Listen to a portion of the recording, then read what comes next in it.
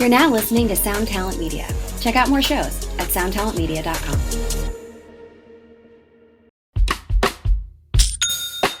When you think about businesses that are selling through the roof, like Skims or Allbirds, sure, you think about a great product, a cool brand, and great marketing.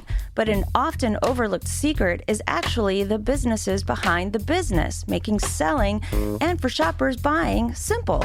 For millions of businesses, that business is Shopify. It's home of ShopPay, the #1 checkout in the world.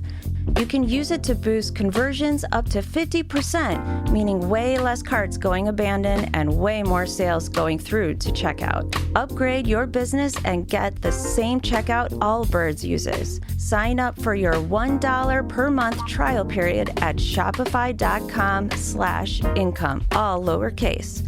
Go to shopify.com/income to upgrade your selling today. Shopify.com/income. Hello, good people, and welcome back to the Tone Mob Podcast. I'm still kind of freaking out that we are officially over 500 episodes of this crazy, weird, niche-y little podcast, and I appreciate you being along for the ride. And today, we're kind of going back to the roots. I've talked to a lot of creators and artists and people who are using the tools more than I ever thought I would on this show, but the show originally started mostly focused on the people who are making the tools that allow music to be possible. And whether you know it or not, you have probably experienced an RJM product, and that's exactly how they want it. They don't want you to know, because if it works as it's supposed to, it is all flawless, because RJM is one of the leaders in advanced switching technology. Now that might sound a little boring, but trust me, some of your very favorite performances could not happen without the technology that is happening in the tools that Ron and his family company create. So, without further ado, let's get into this one with Ron Menelli. Here we go.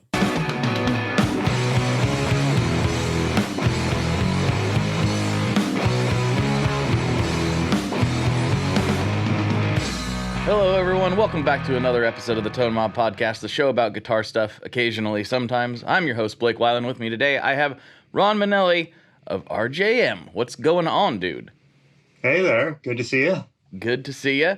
Long overdue. Our mutual friend, Joel from Chase Bliss, insisted to me on this podcast that we get to know each other, and then we just happened to run into each other at NAMM, where I couldn't remember who told me that. That was a fun experience. No, it's all right, but yeah, man, Joel's a great guy. I'm a big Joel fan for sure. Me too. Yeah, he's been in my corner for a long time, and I can't thank him enough for that. He's a great guy. Excellent. But I've known about your stuff for a long time, but I didn't know you guys. You guys occupy a rather interesting but necessary segment of the market. But before we get into your products and stuff, I want to know the Ron Menelli story. Like, how did you get into all this in the first place? When did you start playing? And then we can figure out how you got into making switching devices. This is a rather specific field you're in, so let's take it from the beginning. Okay, great. All right, well, probably all started around, when I was around like maybe 12, and basically, decided with a bunch of friends at school, like, hey, let's play guitar, let's do a band, this will be fun, like as many do, and so that was the start, and started that whole process. But pretty soon, I mean, probably less than a year after, I had already started like messing around with electronic stuff just for fun, and at that time it meant like going to Radio Shack, and they had these little engineers' notebooks that had little circuits, circuit snippets in there, and so I was really drawn to that as well. And so I mean, really, the stuff has always been in parallel with me, both the electronics and computers side and the music side, and so started lessons one year, was probably playing with pedal circuits within the next year. And, oh, wow. Yeah. And so, but it never, or that early on, it didn't really get that far. It didn't really, get too heavy into it. And then did, a little bit of that kind of stuff. Did the bands through high school and that kind of thing. And mostly at that point kind of stuck with or not stuck with, but kind of moved to got my first computer and started learning programming and all that kind of stuff. And so my focus kind of went just towards just computer stuff in general. And then, kind of did the college thing and went for electrical engineering and computer science. Was off in the telecom world for a good number of years. And then at some point, said, I really just don't like this whole working for somebody else thing. I really want to find something to do that where I didn't have to listen to people and just want to do my thing. And so towards around 1999, I kind of bailed out of my job and had a little money from stock options. And it's what, if I'm ever going to do anything, this is the time to do that thing. It was around 30 at the time, and just what, let's figure this out. And I spent a couple of years looking at other things and just trying to figure out what I wanted to do when I grew up, as it were. And then and eventually it's just I should be looking at this music stuff again. And actually having quit the corporate job, I kind of let the music stuff kind of go by the wayside for pretty much through college and my boring corporate days. And then once I got away from that, it's I started, picking up a guitar again. It's yeah, this is pretty fun. And started, kind of get revisiting all this stuff and kind of looking at where the industry is and just kind of what everything looked like at the time. And so I, at that point, I was well, I started tinkering and, built a few pedals in my garage just for the heck of it. And then just kind of, at some point, realized, I was aware of the switching systems and all that kind of stuff. And I guess, well, a lot of it also came from the music that I've been into. And it's kind of the bands Rush and Yes, especially at the time, where it's and just kind of complicated stuff that could their sounds can change on a dime, from, going to verse to chorus to, and it's all very, potentially effects heavy, and you need a switching system to do that kind of stuff. 'Cause you could be, quiet 1 minute and just raging the next minute. And so there's a lot of technology going on behind the scenes to make stuff like that happen. And so for whatever reason, despite the fact that, I was not, playing out or anything like that, I still kind of was aware of the gear that was needed for that kind of thing, and, and what was out there. And so somewhere along the line, it's just I like doing these little digital circuits. I was more, after all the corporate days and what I went to school for, I was more comfortable with the digital stuff. And so I kind of said, what about, we've got all these, this is early 2000s. We've got all these monster channel switching amps, and so few of them have MIDI installed. So you've got this enormous amp with an enormous, potentially 8 or 9 button foot switch next to your pedal board. And it's why? This is more stuff you have to tap dance across. So I kind of focused in and said okay, let's make a MIDI interface for these amps, and, so that you can tie it all together to the rest of the stuff you might already have. And, there had been a couple things out there Shoals, the Rockman guys did the MIDI Octopus, and Access Electronics had something, but it's I think I can do something extra and, kind of make it really applicable to this huge variety of amps that's out there. And so that was our first product, was the AmpGizmo. And I started kind of thinking about it early 2000s, started like officially created the business in 2003. Development took a lot longer than expected because I especially didn't know anything back then. And then by 2005, we were selling the AmpGizmo, and that was kind of the first thing that put us on the map. Mm-hmm. Yeah, it's weird. You wouldn't think. I remember hearing stories like that and being like, "What do you mean it takes several years to come up with something? What are you doing all day?" And then after going through the process, I'm like, "Oh, I see." Like, you just have no idea, especially because it's like, like a lot of people in this business, just started with me, and for many years it was just me, and so it's like, okay, yes, I have this background and I can design a circuit and I can write the firmware for it, but I've never designed a metal enclosure. I've never run a business. There's so many parts to it, even just doing one little product that you just don't know, dealing with, government stuff and banking, and there's just so many parts to it. And yeah, so I figured, I'd get this done in a couple months, and, a couple years later had something that was actually, ready for sale. And it was quite a learning experience on that. Yeah, it is really what I tell people. And, you obviously had a little different situation where you had the option to jump in with both feet. But a lot of people they hear me talk to all these different business owners, and a lot of listeners know my story.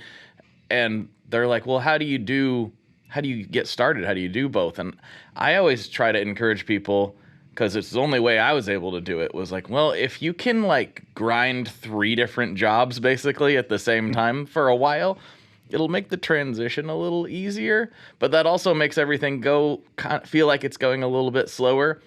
But for me, that was the only way I could do it. Like I was a new dad. I was also I was in my late 20s and was like, I think I can get into this industry. That's definitely a smart financial move. And what could possibly go wrong? Yeah, exactly. And I pushed really hard, but like trying to, in doing that, I realized like, this is why these things take so long. You hear people talk about projects that took multiple years, and especially when you start involving other people. I'm like, I've got this idea. Okay, this person knows how to design it. Okay, now we're ordering boards. The board showed up and one trace was bad. Now it's another 3 weeks, like whatever. Like it just goes.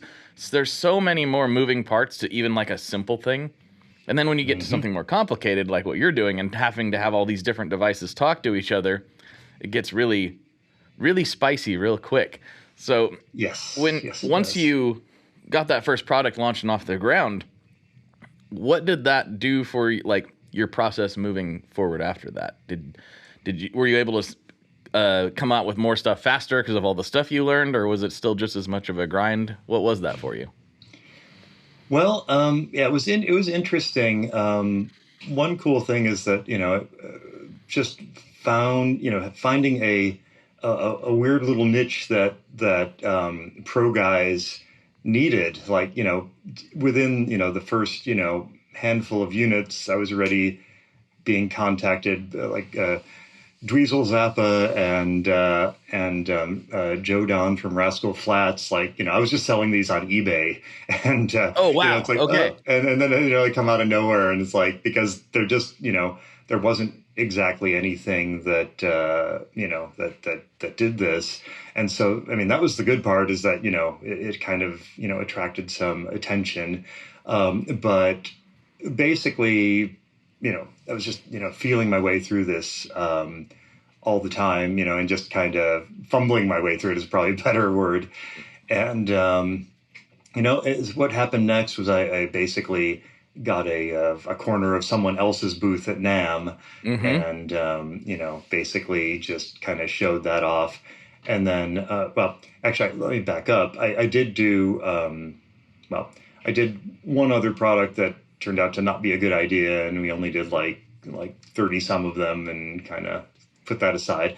You got to have some of those. Yeah. And it turned out to be a like sort of a production nightmare, too much like hands-on hand soldering. And it was just kind of, it was bad.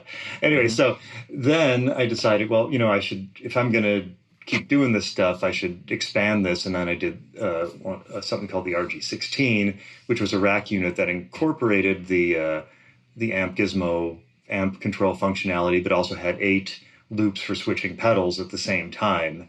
And so that was kind of the logical thing. It's like, okay, we've MIDI enabled your amp, so now let's MIDI enable your analog pedals. And so that's what I brought to NAMM. And basically at that point, or during that show, Dave Friedman shows up and he's like, hey, we should talk. And he was really helpful early on, giving me advice. And like I sent him a prototype and he's like, this is good, but it'd be better if you did this, this, and this.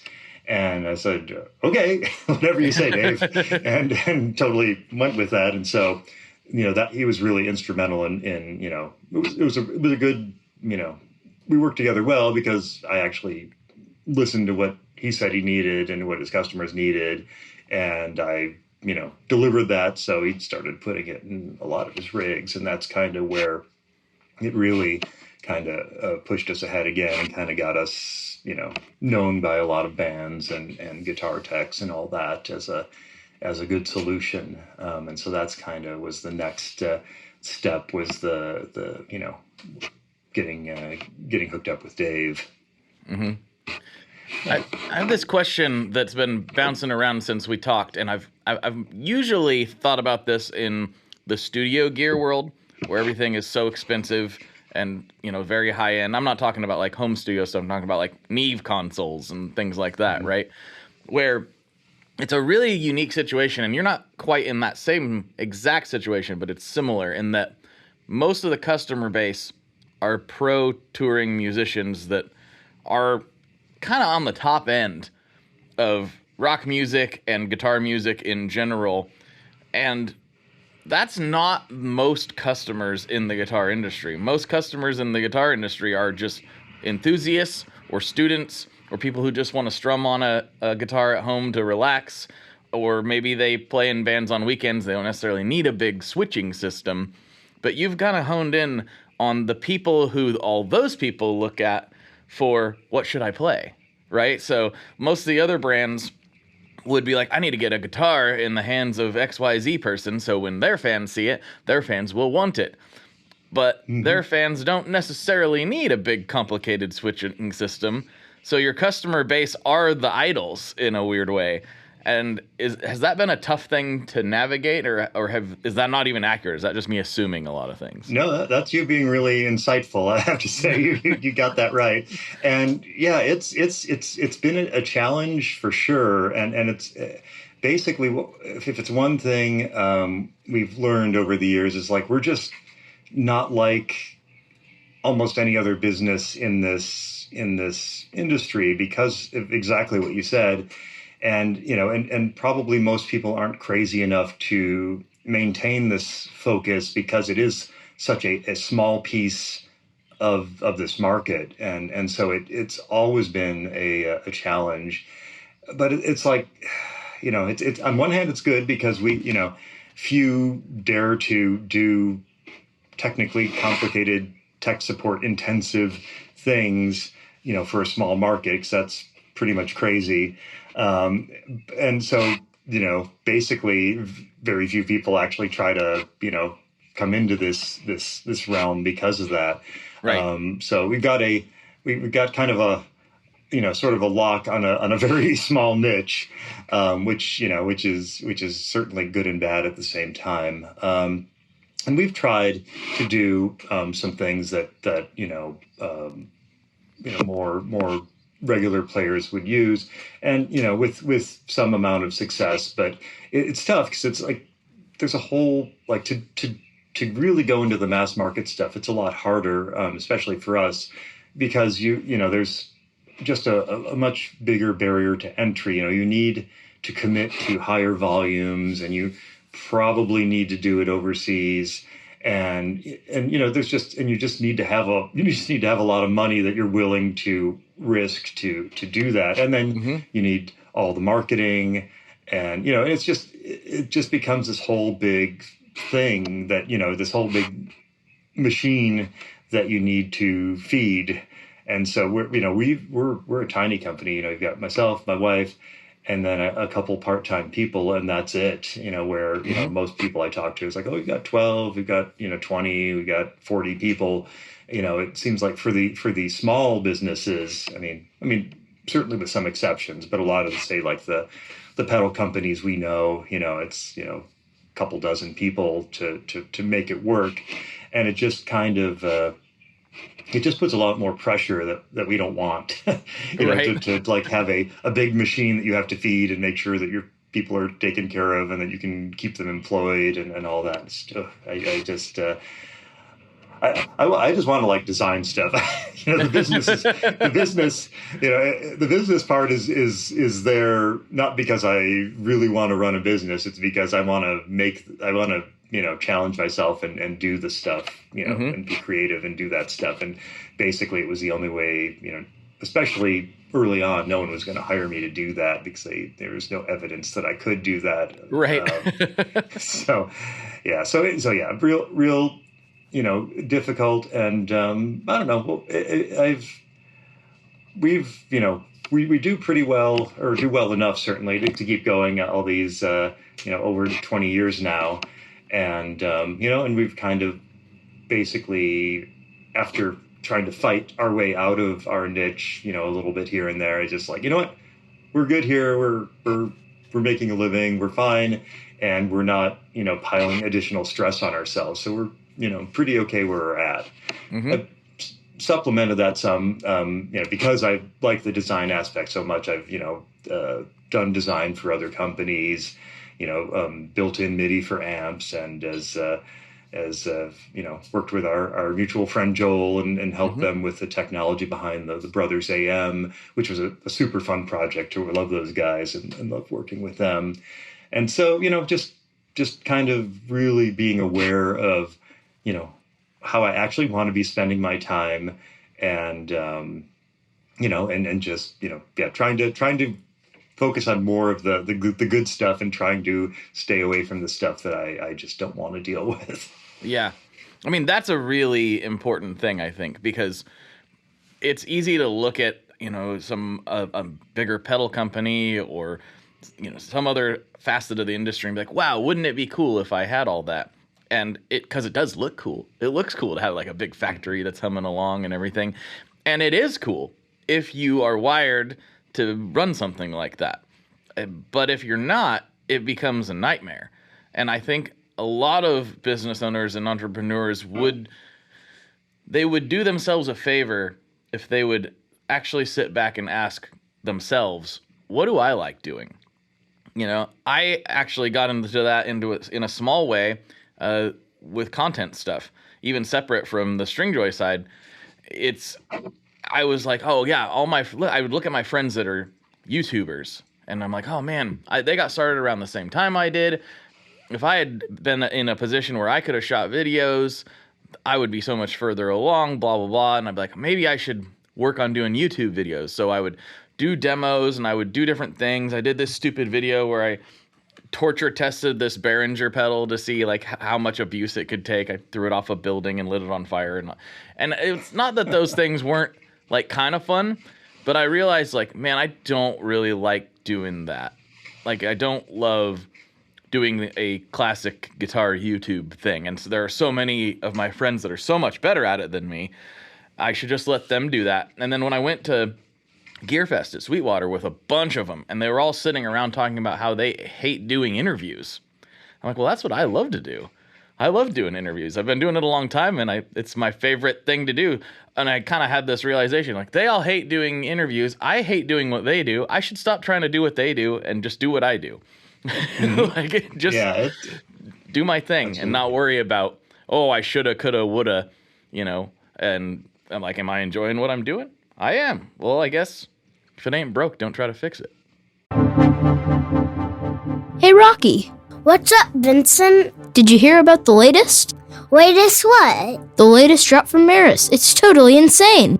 No, tell me more. Maris just released Enzo X. What's that? Enzo X is a supernova expansion from the original Enzo into the highest quality and most flexible studio synthesizer ever created in a pedal format. Whoa! Enzo X combines 5 synth types, 5 drives, 3 reverbs, and 5 modulations. It also includes a full 2.5 second stereo delay, all in one pedal. That sounds hard to use. It's not. The UI is from the same family as the Mercury X and the LVX. It's super easy to dive in and see exactly what you are tweaking in real time. Oh, I see. It's right there on the screen. Yep. Is it this for guitars, though? Nope. You can plug almost anything into the Enzo X, including your MIDI controller. That sounds incredible. Where do I get it? You can pick up Enzo X online at maris.us or at any of their fine retailers across the globe. Did you just say across the globe? They know what I meant. Wait, are we getting paid for this? I'm still waiting on that cash money from last time. He better at least give us pizza for dinner. I'm not giving him his Enzo X back until he does. For more information, make sure you check out maris.us, and apparently I have to go order a pizza.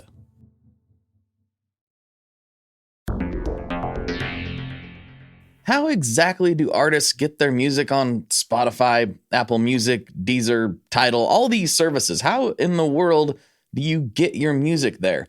Well, in the past, you had to use something called a record label. But these days, you can use DistroKid. DistroKid is the absolute easiest way to get your music up on streaming services, and it's the most affordable way to do so. Not only do plans start at $22.99 for the entire year, that's less than $2 a month, DistroKid also does not take a cut of your streaming revenue, unlike some other services out there.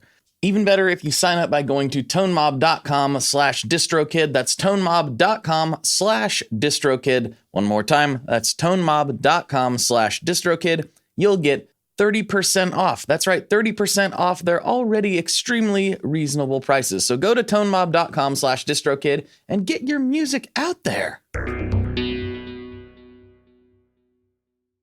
We are brought to you today by Sweetwater, specifically the Gear Exchange. You may have heard about this. This is a place where you can go to buy and sell your used gear.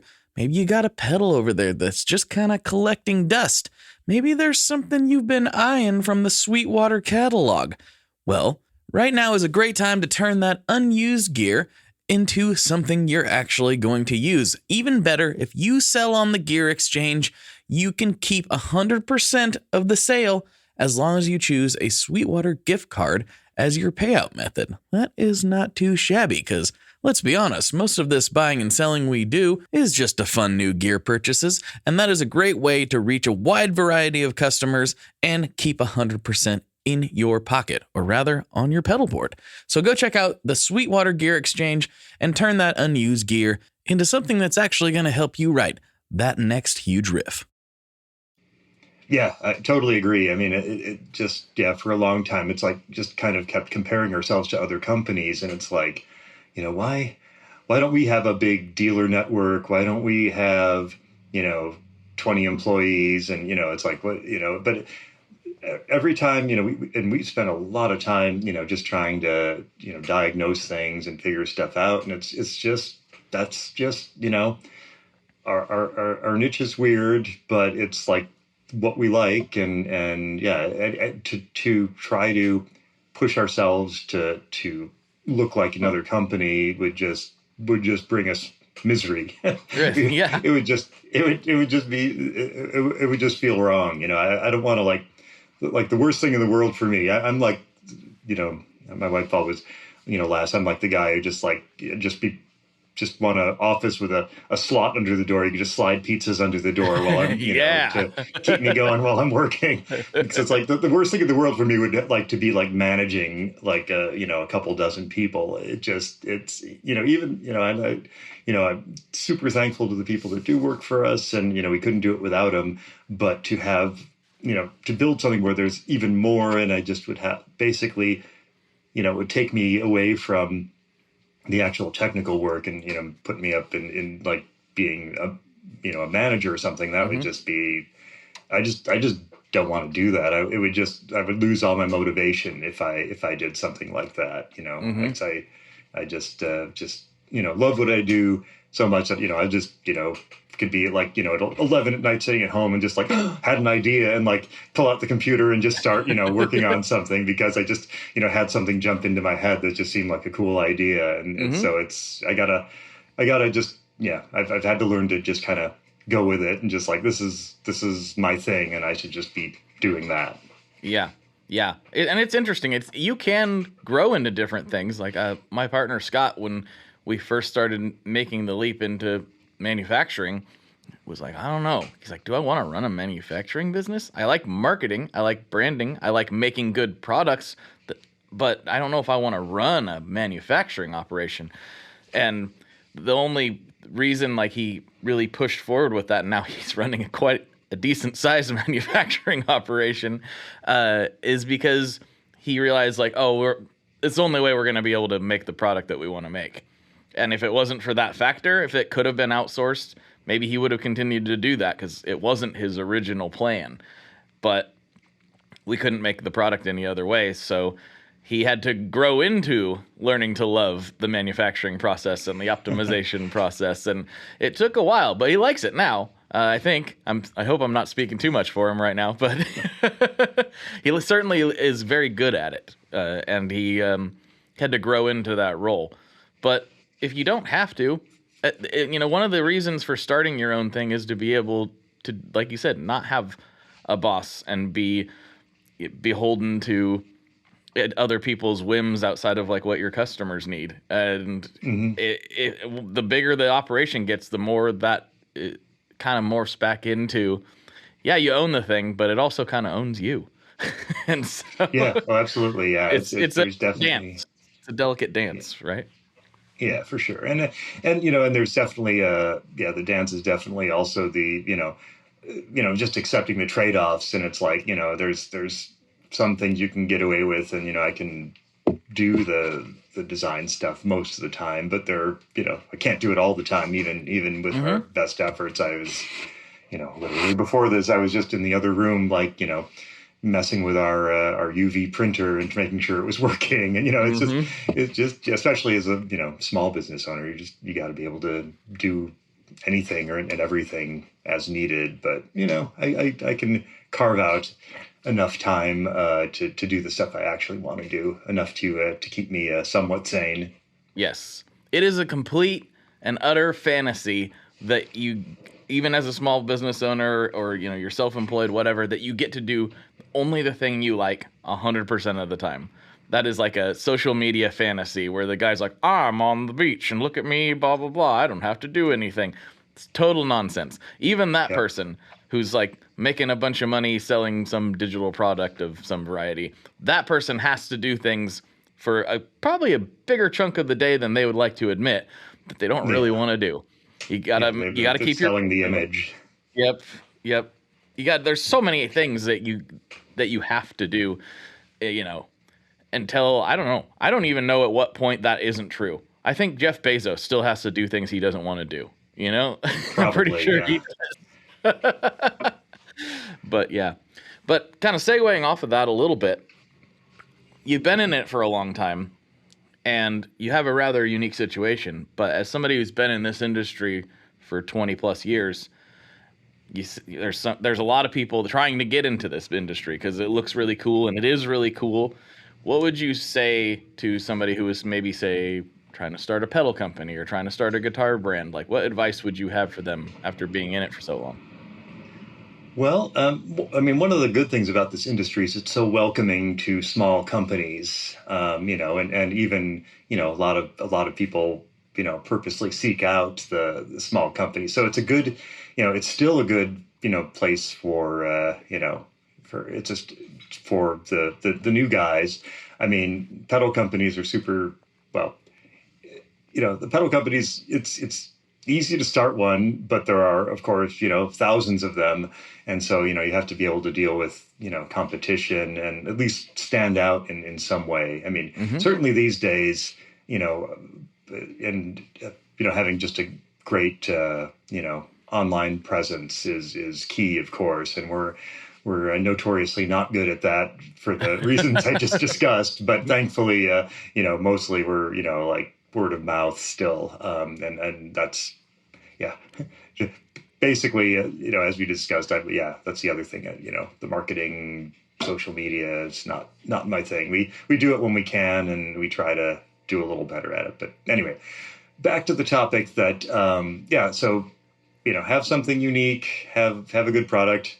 Make sure that you can, as you said, work your 3 jobs or whatever's needed to help launch it, because it's certainly the at least the beginning is going to be really rough, and it might just continue to be rough, until something really hits. And so, but if you love this stuff, and that's another good thing about this business, is that people are in this because they love music and they love all this stuff, and it's not a boring business. Coming from the telecom world, working on phone equipment and cell phones and all that, it's all very buttoned down and very rigorous. Dry. and yeah and I mean and so it was really refreshing to have something where it's like you have something like go to NAMM, and so we know so many people now, and just there's so many great people that are fun to hang with, and so in short, I guess be financially prepared, because it's not going to be easy to start a business. But if you love it, then go for it, because it's there are a lot of rewards, and not just financial, but it's just a pretty good place to be in. But the trick is getting attention and standing out among all of the competition, I think. Mm-hmm. Yeah, that is the best thing I think about this industry, is like it attracts a lot of like-minded people. I mean, don't get me wrong, there are some outliers, and we all probably are thinking of the same person or people when I say that. There's a few, but I mean, on a whole, compared to other industries, it's. I mean, there are some, just that's like certainly by far the 20 years ago, 30 years ago, that going to NAMM, it's like you go there. I was like, oh yeah, I could see all this cool new gear. And now it's like, I don't care about the gear. I just want to see all our friends, Mm-hmm. And it's a really that's the best part for sure. 100%. Yeah, it is. I remember my first NAMM was 16, and I was like, oh yeah, I can't wait. All the gear is going to be so cool. And I did look at a lot of gear, but every year after that was all about, where's this person? Where's that person? And then it'd be like, oh yeah, you got something new here? I forgot to ask you the main reason you're at the trade show, right? But it becomes it's quite a good community, and that is the best thing about it. And I think that can lend itself to things that are, now I say this with the caveat that we all need money. That's the society we live in, and the truth. We need money. So that's just what it is. But assuming that is largely handled for somebody's given lifestyle, the biggest benefit is the people. And I've told this story a bunch of times, but I wouldn't be here without people like Joel and Robert Keeley and Josh Scott and Brian Wampler and like all these people, because they gave me their time when they had no reason to. I was brand new. I was like, I think I can start a podcast. And everyone was like, what's a podcast? Like, I literally had to explain that almost every time, what that even was, which was weird to me because I'd been listening to podcasts for quite a few years. So I thought I was late to the game in like 2015. But apparently I was a little early for the guitar industry. And Robert Keeley came on like episode 7, I think, and started talking about some deep, dark issues that I didn't even know about as far as like his addiction and, all the things he was going through. I had no idea. And I was sitting there recording this remotely going like, I can't believe that a few hours ago I called his company on the phone number on their website, got him within 5 minutes, and now here 6 hours later we're recording a podcast and he's basically spilling his guts to me. And I was like, what have I stumbled across? What is happening right now? He didn't know me at the time. It was really crazy, and that kind of kept happening. People would give me their time, and people would listen to the show because those people gave me their time, not because of who I was. Like, nobody knew who I was at the time.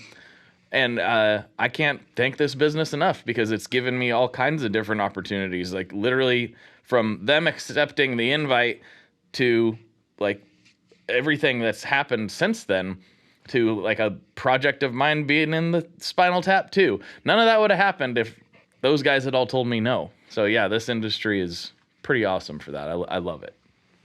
Yeah, for sure. That's definitely definitely one of the high points of it, for sure. Mm-hmm. So as you're looking forward into the future, I heard I'll admit, I didn't fully know what you guys were talking about because it's not my specialty, but it seems like there's some new MIDI stuff coming down the pipe. We're segueing now into some more nerdy stuff. Okay. There seems like there's some new MIDI stuff that you're working on.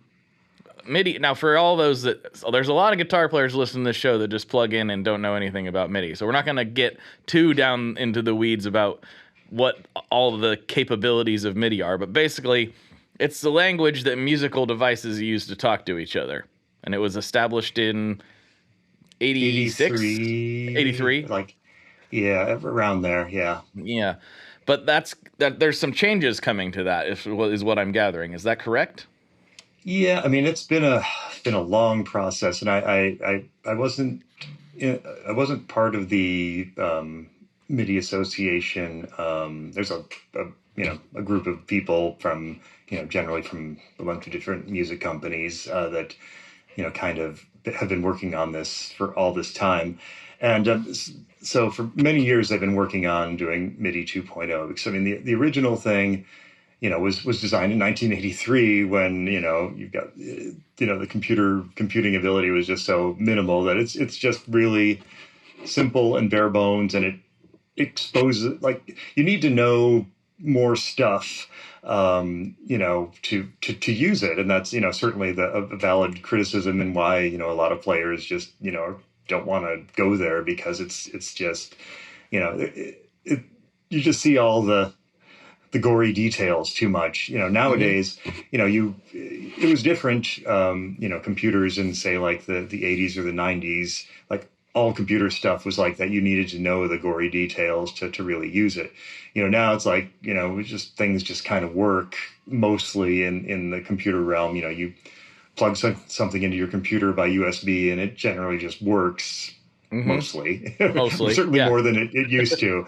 You don't have to go through as many hoops. And so, MIDI's kind of the outlier, because it's still, from the 80s, basically unchanged. And so for quite a long time, they've been working on MIDI 2.0. And so it's been a long time, and I think it's going to continue to be a long time, because it's well, I mean, some of the big companies have already started, and there's definitely, Apple and Microsoft have put in support in Windows and Mac OS, and some of the bigger companies, Roland, Yamaha, Korg, those guys have started putting it in.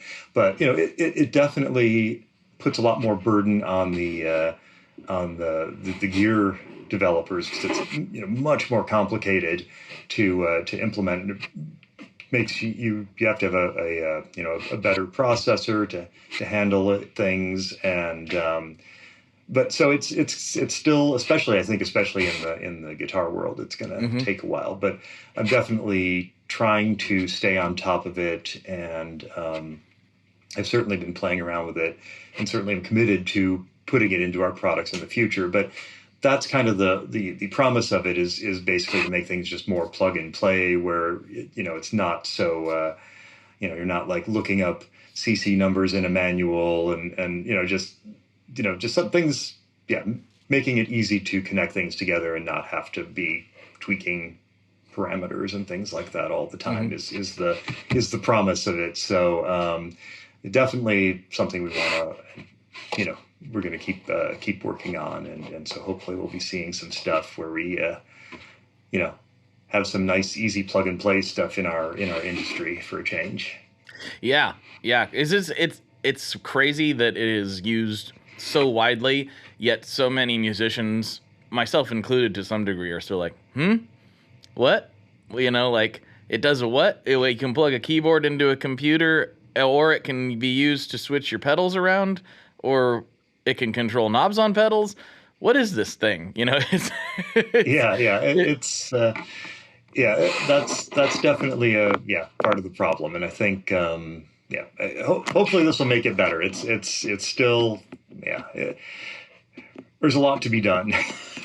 But I remain hopeful and hope that we're, at least, a part of this happening, so it's not so terrifying for some players. Yeah, I mean, that sounds really great as far as it being able to be a little more self-explanatory, because there's for most players it's a lot to absorb. I actually understand it more than I pretend to sometimes, but I don't use it very frequently because it's just, I'm the weird person who I haven't had a pedal board set up in many, many years, since probably about 2016, because I'm so addicted to pedals that what I do is I just strew them all over the place out here and just have something that couldn't even fit on a board. And then the next day I'm completely tearing it apart and redoing it into something completely different, because I'm not a touring musician, so I can have that luxury.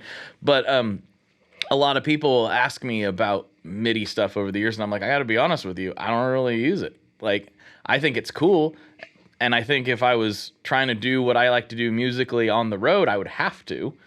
But it's just been something I've never dove into. But I think it's a really important part of the industry, and for some musicians, it's like completely essential to how they make the sounds they make. And it's kind of crazy that it hasn't changed since '83, and they're still working on it. That's mind-blowing to me in some ways. Yeah.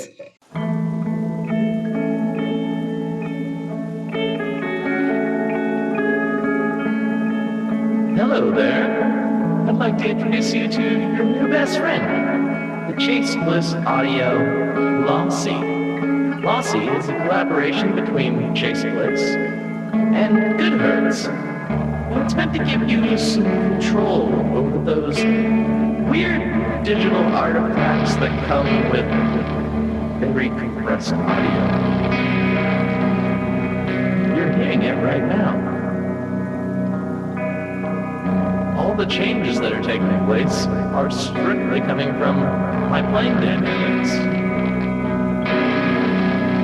I'm just interacting with the pedal and letting it do its thing. In some true stereo goodness. If you'd like some more details about Lossy, I'd invite you to head over to chaseblintsaudio.com. I think you're going to like what you find.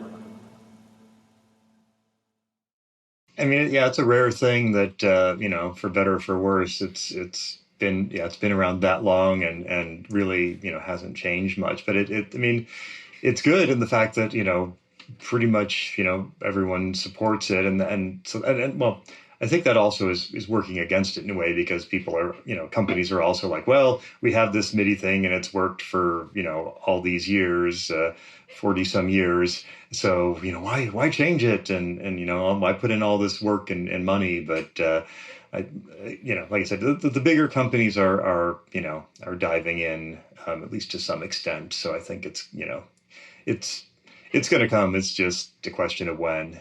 Mm-hmm. Yeah. So these days, as you guys have progressed down your journey, you've got several different products out. I think the Mastermind was probably the first one that I became familiar with. But what is your biggest selling product these days? I'm so curious about this. Like, who do you see grabbing it, and what are they using it for? Well, in terms of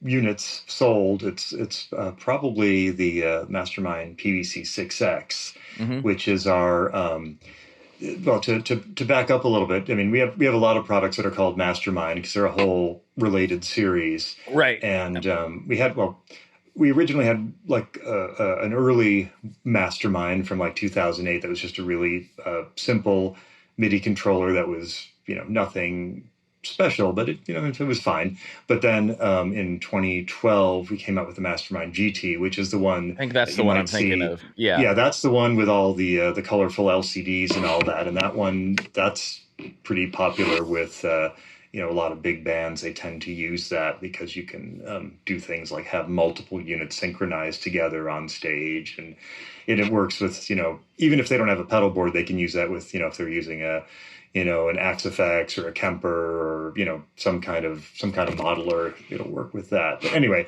so that was kind of like the starting of a whole new that was kind of like a whole new chapter for us, was coming out with this big. Basically, I just decided, what? Okay, I needed to do a MIDI controller. Let's do the craziest thing possible, basically. And because my wife's famous quote to me was, it's like, because I was like, should I do this? It's like, it's going to be, big and crazy and expensive. And she's like, just think of how pissed off you would be if you came out with something and then someone just came up with something better, like right away afterwards. And it's like, oh, okay. Okay, you win. So I just kind of went all in and just kind of did the best thing I could at the time. Anyway, so the cool thing about it was that I knew that it was not going to be just this, big MIDI controller, but we could use that as sort of the core of that, the circuit design and the firmware and all that stuff to be the basis for other products as well. And so we have like the Mastermind PVC10 and the Mastermind PVC6X, which basically have all the MIDI brains of this big controller, but then they have switching loops. So you can basically, the idea is to have this, and they're much smaller than the Mastermind GT, which is a big up to 22 button thing. But these are smaller things. You put it on the pedal board, and then you plug all your pedals into it. And then, in the case of the PVC6X, that you can even change the order of how your pedals are routed on the on your pedal board, and so it just makes it real quick. One button, like you can hit select one preset on the PVC, and it will choose which of your pedals are actually in the signal path at the moment, what order they're in, and then if they have MIDI, it can send commands to them to load up presets, and it can do that with single button press. And so that's what people want it for, because it's kind of all of the stuff that we've done in the past with amplifier control, analog pedal control, and MIDI stuff, and it kind of all just jams it down into a relatively small package, and then so guys will put that as the sort of the center of their board, and then just plug all their stuff into it, and then they can have nice, easy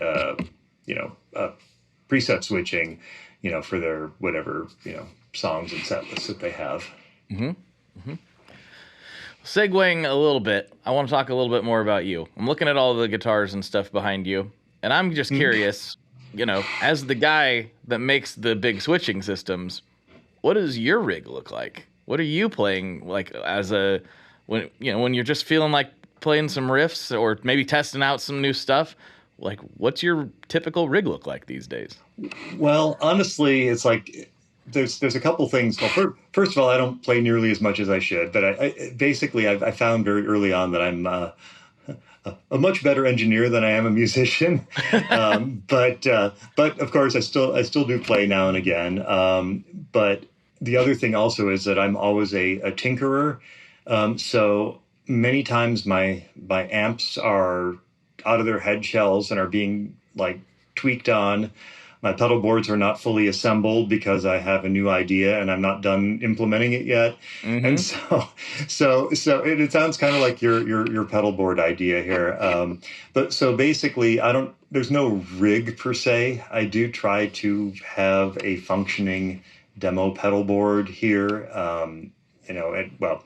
We haven't done NAMM in like 10 years as exhibitors, but we had done that in the past, and would have to have functioning demo stuff. But sure. I still occasionally I will fire up the amps and all that, and I still enjoy the big tube amps, even though wildly overpowered tube amps. Always been a big fan of those, and so just cranking it up and doing some of that is certainly will happen sometimes or another, but a lot of times it's just I'm I just tweaked this amp, now I'm just gonna just play it, or I'm designing this pedal, so that's actually probably the most playing I did. Is we did a couple of programmable analog pedals about 5 years ago, and so that was actually a lot of fun because it gave me a reason to play a lot, because it was for the first time we had done something that was more subjective, pedals, like how does it sound, everything else we're trying to do is all about does it work, the functions, does it work, and if it sound, it should sound like nothing is basically all of our other stuff. So that made it a lot more fun. It actually gave me a whole other appreciation for I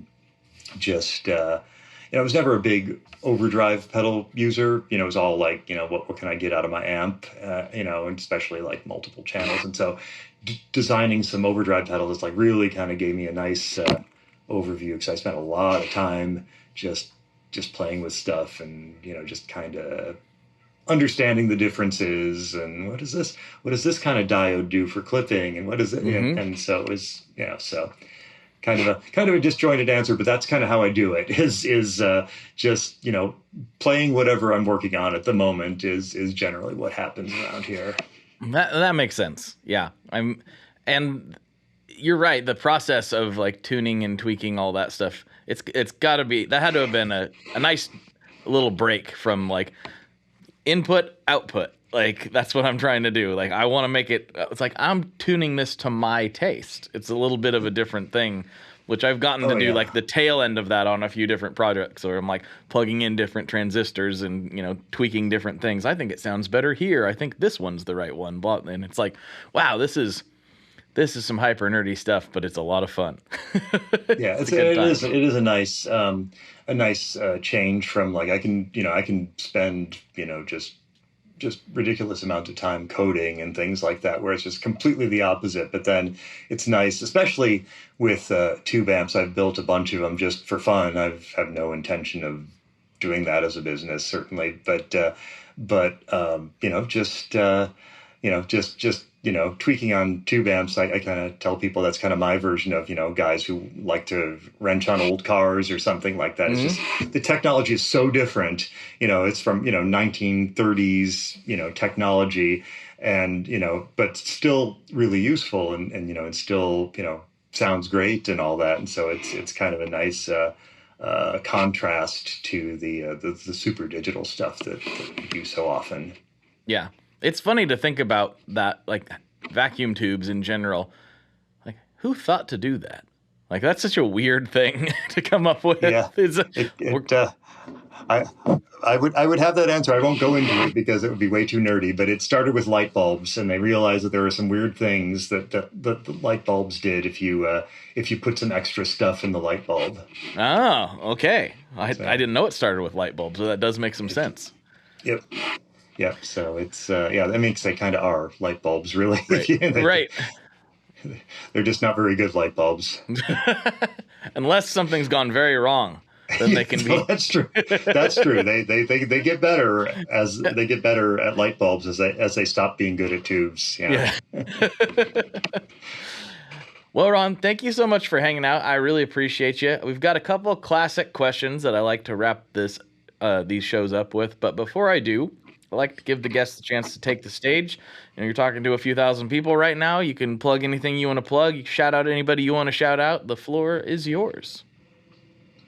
Well, okay. Unfortunately, I don't have new stuff to plug yet. Coming soon, though. Some fun stuff will be coming out. We're not ready to talk about it yet, but Okay. Certainly you can check out our stuff if you're interested in our stuff on our website, rjmmusic.com. 2 M's in RJM Music, and we've got MIDI controllers. We've got the sort of the combination MIDI and effect switching, pedalboard switching systems. We've got a couple of pedals, line mixers for parallel systems. So if you're looking for technical guitar stuff, so that might make your rig better, definitely check that out. And I'll give a plug for our product, or the thing we did with Chase Bliss, the Brothers AM, because I'm really proud of how that came out. And I was so happy I got to do something on that. That effectively was the sort of the descendant of the pedals that I did a few years back as well. Oh, cool. So that's definitely, it was the same technology underneath, and so that was highly recommend that one. Love how that came out. But yeah, I think that's all we got for now. That sounds good. But stay tuned, because cool stuff is coming. Sweet. And the Brothers AM is fantastic. I love it. I like it even more than I thought it was gonna. I had high expectations and they were exceeded. I love that thing so much. It's really, really great. All right, final questions. First one, what is your favorite Boss pedal? Favorite Boss pedal? That's a good question. Let's see. Well, I did back in the high school days. I had a all Boss pedal board, like in one of those injection molded. PCB 6, one of those things. Six spots, and you could only put Boss pedals in it, which was, I'm sure, their plan all along to keep you. But and I, at the time, I had a let's see what was in there. It was the EQ, the heavy metal pedal, the analog delay, and the flanger, and there's what was else? Chorus had to be chorus. Oh man, the 80s. That's a good board. I love that board. I'm not sure I would like the heavy metal pedal anymore so much. It was kind of an odd thing, although I know it still has its fans. But that was my high school band board, and that was that's where I got my start. That's where I realized I needed a switching system, because I'm badly playing Rush covers, and I had to switch between clean and chorused and then distorted. And so I had to have my chorus and my heavy metal next to each other so I could step on them both at the same time. I could toggle them both. And it's like, there should be a better way to do this. Anyway, but back to your question. Although since then, I love that board and I use the hell out of it. SD1 is a good pedal. And recently just picked up an old OD1 for the first time ever, like an OG OD1, and I was surprised at how good that sounded. Like I after spending a lot of time looking at like the Tube Screamer related overdrives, and then the Blues Breaker King of Tone overdrives, just going back to the OD1's like, this is pretty cool. This has got its own little thing going on. It's not quite the same as the others, and only recently learned that the OD1 predates the Tube Screamer, which is something I did not know. Yeah. I have an OD1 that I bought years ago, and I recently kind of bought it because it was cheap, and I was like, yeah, you got to have one of these. You just got to. And I played it, and I was like, yeah, it's cool, and put it on the shelf. And recently I revisited it, and I didn't realize. I was like, when I took the back off and stuff, because that's the type of guy I am, and I was like, oh, this is a really old one. This is actually, but it was so clean that it looked like it was almost brand new. So I was like, oh, I didn't realize this is like a very old OD1. I had no idea that that's what this was, and I plugged it into. I just got this vintage orange here late last year, and I plugged it into that, cranked up, and I was like, oh, that's what it's supposed to do. That sounds exactly incredible. What it's supposed to do. Yep. Yeah. I was like, I'm going to be messing with this a lot more. Yeah, the OD1's a good pull. That's great. All right, final question. All right. What is your favorite kind of pizza? Favorite kind of pizza? I am a Chicago area born and raised, but although I haven't lived there in quite a while, but Chicago style, thin crust, not the deep dish, thin crust with Italian sausage and green peppers. Mm-hmm.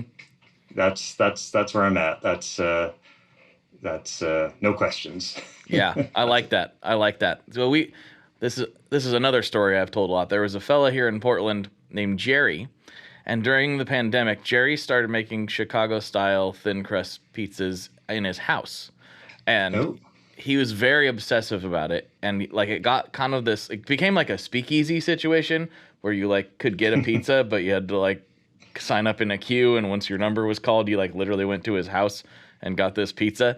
And I found him just after that when he had moved into a bar and started doing it that way. I tell you, that is some of the best pizza I've ever had, and it was the Chicago-style thin crust, the crackery crust with the sausage and the peppers. Absolutely incredible. He's from that area and was trying to recreate the stuff from his home. And this was then a pandemic project. Yeah, then he got really popular in the area. Like, I think he's got like, I don't know, 70, 80,000 followers on Instagram, something like that. And then he parlayed that into his true dream, which was to open a Midwest style bar, but it doesn't serve pizza. And so I'm like, I'm heartbroken, but I'm happy that he's happy. But I hope one day he returns to making the pizzas. So yeah, it sounds, I like that. It's a beautiful thing to bring that. We do have one Chicago pizza chain that has a franchise here in Southern California, so we can get our fix, which is, nice. Is a happy thing. So we don't have to fly back to get it anymore. There's a new place called Proof that I just had for the first time this weekend. It's got a couple locations in Portland, and it's pretty good.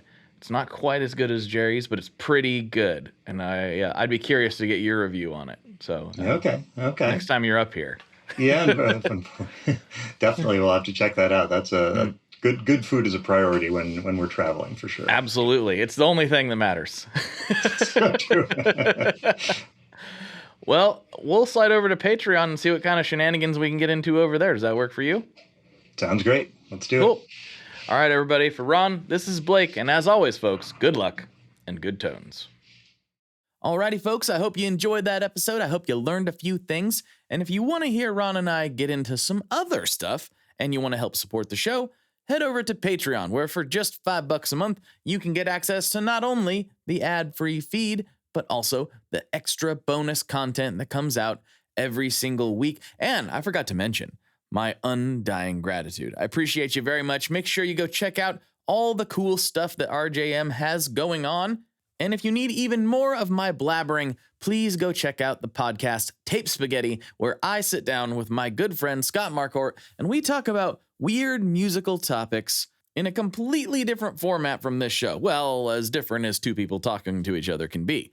Each week, we take turns presenting a strange musical topic to each other, and that can range from the musical inclinations of Charles Manson to the loudness wars to why your favorite artists are selling their catalogs. It goes all the way across the board, and it is a lot of fun. I think you'll really enjoy it. And as long as this podcast has more listeners than Tape Spaghetti, I'm going to have to keep plugging it because it's my job.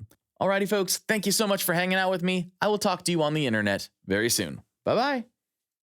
One last thing before we totally sign off here. I just want to remind you that if you do any shopping at Stringjoy, that's Stringjoy guitar strings made in Nashville, that will help me out as well. As I've said for years, I'm heavily involved in that company, and I really do think they're making the best products on the market.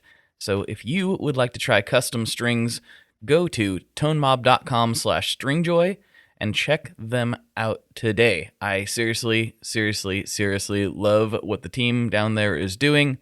I help them out with all kinds of things, and by you supporting them, you are also supporting me as well. And hey, you need some strings, so why not get some custom strings just for your guitar and playing style? Again, the link for that is tonemob.com/stringjoy, and that will take you right to their website. and you can do all your shopping through there, and that will help everyone involved out. So thank you very much. Talk to you next time. We are brought to you by the wonderful folks at Gun Street Wiring Shop. Yes, Gun Street Wiring Shop. I've talked about them before. I used to say based out of Bend, Oregon, but guess what? Sean moved to my neck of the woods. Sean's in Portland. Sean is awesome and has helped me with a bunch of stuff lately. And if you have wiring needs for your guitar, he can help you too. If you want to get weird with it, he can get weird. If you just need to spruce things up a little bit, there's your guy. He takes all the guesswork out of doing your guitar wiring, and he makes it simple, and his customer service is top-notch, and I can't say enough good things about Gun Street as a company. I really respect Sean and what he's all about, and the product is top-notch. I've got 3 different guitars that now have Gun Street harnesses in them, and I could not be happier. So go to gunstreetwiringshop.com and check them out.